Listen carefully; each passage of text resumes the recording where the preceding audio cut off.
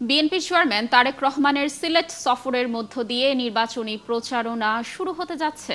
নির্বাচনী প্রচারণার শুরুর প্রথমের রাত 12টার পর হযরত শাহজালাল রাদিয়াল্লাহু তাআলা আনহুর মাজার জিয়ারতের মধ্য দিয়ে এই প্রচারণা শুরু হবে। তারেক রহমানের সিলেট সফরের খবর রাখছেন আমাদের সহকর্মী ফরহাদ ইবনে মালেক। আমরা যুক্ত হচ্ছি তার সাথে। ফরহাদ, তারেক রহমানের সিলেট সফরের সর্বশেষ কি তথ্য রয়েছে আপনার কাছে? নেতাকর্মীদের উচ্ছ্বাস উদ্দীপনার বিষয় একটু জানতে চাই আপনার কাছে। লাবণী, তারেক রহমান একটা দীর্ঘ সময় পর দেশে এসেছেন। দেশে এসে তিনি নির্বাচনে অংশ নিচ্ছেন। যেহেতু নির্বাচনে অংশ নিচ্ছেন, একটা রীতি রেয়াজ রয়েছে বাংলাদেশে জাতীয়তাবাদী দলের। হযরত শাহজালাল রহমতুল্লাহের মাজার জিয়ারতের মধ্য দিয়ে কিন্তু নির্বাচনী প্রচারণার আনুষ্ঠানিক শুরু হয়। সেটার ব্যতিক্রম এবারও হচ্ছে না। বিএনপির সাবেক চেয়ারপারসনের চেয়ারপারসনকে অনুসরণ করে কিন্তু এবার শাহজালাল রহমতুল্লাহের মাজারে তিনি আসছেন। মোটামুটি প্রস্তুতি বলতে গেলে সম্পন্ন।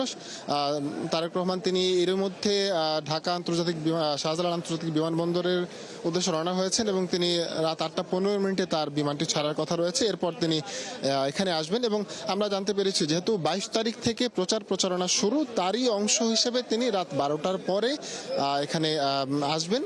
তিনি মাজার জিয়ারত করবেন এবং মাজার জিয়ারত শুধু না, মাজার জিয়ারতের পর তিনি কিন্তু ঢাকায় পৌঁছানোর সময় যে 7টি জেলা রয়েছে সিলেট সহ, এই 7টি জেলা তিনি একে একে ভ্রমণ করবেন এবং 7টি জেলাতে ছোট ছোট করে তিনি 7টি সমাবেশ করবেন। খুব ছোট করে যদি আমি জানাতে চাই, সকালবেলা তিনি এখানে আলিয়া মাদ্রাসা মাঠে প্রথম সমাবেশটি করবেন। এরপর তিনি হবিগঞ্জ যাবেন। হবিগঞ্জের শায়েস্তাগঞ্জে তিনি মৌলভীবাজারের মাঠে একটি সমাবেশ করবেন। শায়েস্তাগঞ্জের উপজেলার প্রস্তাবিত মাঠ যেটা রয়েছে সেখানে তিনি সমাবেশ করবেন। ব্রাহ্মণবাড়িয়া একটা সমাবেশ, নরসিংদীতে সমাবেশ, কিশোরগঞ্জের ভৈরবে সমাবেশ এবং সর্বশেষ নারায়ণগঞ্জের সমাবেশের পর তিনি রাতের দিকে ঢাকায় পৌঁছবেন। আমরা একটু ছোট করে দু একজন মানুষ যারা রয়েছেন তাদের সাথে একটু ছোট করে আমরা একটু কথা বলার চেষ্টা করবো। আসলে তারা এখানে এসেছেন। আপনাকে জানতে চাই যে কোথা থেকে এসেছেন, আপনি কি এলাকার স্থানীয় কিনা?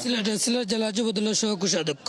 একটু জানতে চাই যে চেয়ারম্যান আসছেন একটা দীর্ঘ সময় পর, জিয়ারতের মধ্য দিয়ে আজকে শুরু করবেন, আগামীকাল থেকে শুরু করবেন তিনি তার প্রচারণা। আপনাদের কি চাওয়া, কেমন লাগছে, অনুভূতিটা কেমন?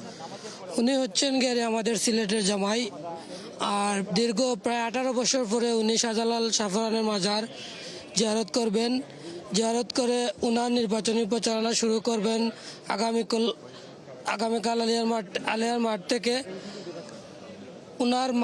ওনার বাবার অনুসরণ অবলম্বন করছেন। যখন বেগম খালেদা জিয়া শাহজালাল মাজার জিয়ারত করে উনি নির্বাচনী প্রচারণা শুরু করতেন। এই বিএনপি হচ্ছে একটা ইসলামী মূল্যবোধের দল। আমরা সব সময় আপনার কাছে আরো একবার আসবো, ছোট্ট করে জানতে চাই আপনাদের। আসলে জনাব তারেক রহমান বিএনপি চেয়ারম্যান দীর্ঘ প্রায় 20 বছর পর পূর্ণভূমি সিলেটে পা রাখছেন। সিলেটবাসী গভীর আনন্দের সাথে, অত্যন্ত আনন্দের সাথে ওনাকে বরণ করে নিচ্ছে। প্রতীক্ষা প্রহর গুনছে যে কোনো মুহূর্তে উনি হযরত শাহজালাল মাজার মসজিদে উপস্থিত হবেন জিয়ারতের জন্য। তারপর আগামীকালকে আনুষ্ঠানিকভাবে নির্বাচনের প্রচারণা শুরু করবেন। ধন্যবাদ আপনার কাছে আরো একবার, আমরা আশা করি আসবো। লাবণী, শুনছিলেন এই যে শাহজালাল রহমতুল্লাহ আলাইহির মাজার রয়েছে, মাজারে তিনি জিয়ারত করবেন। জিয়ারতের মধ্য দিয়ে কিন্তু আনুষ্ঠানিক প্রচারণা শুরু হয়ে যাবে। সারা দেশে বিএনপির যে প্রার্থীরা রয়েছেন তারাও আনুষ্ঠানিক প্রচারণা শুরু করবেন এবং নির্বাচনে জয়লাভের উদ্দেশ্যে কিন্তু প্রচারণা শুরু হচ্ছে এবং জয়লাভ করার পর নতুন করে সরকার গঠনের পরিকল্পনা যে রয়েছে, 31 দফা বাস্তবায়নের যে প্রতিশ্রুতি, সেই প্রতিশ্রুতি বারবার তিনি ব্যক্ত করবেন। লাবণী। ফরহাদ, ধন্যবাদ আমাদের সাথে যুক্ত থাকার জন্য। আপনি থাকুন সেখানে। নিশ্চয়ই আমরা তারেক রহমানের সিলেট সফরের আরও তথ্য আপনার মাধ্যমে পরবর্তী সংবাদ সংযোগগুলোতে দর্শকদেরকে জানানোর চেষ্টা করব। দর্শক, যুক্ত ছিলেন সহকর্মী ফরহাদ ইবনে মালেক।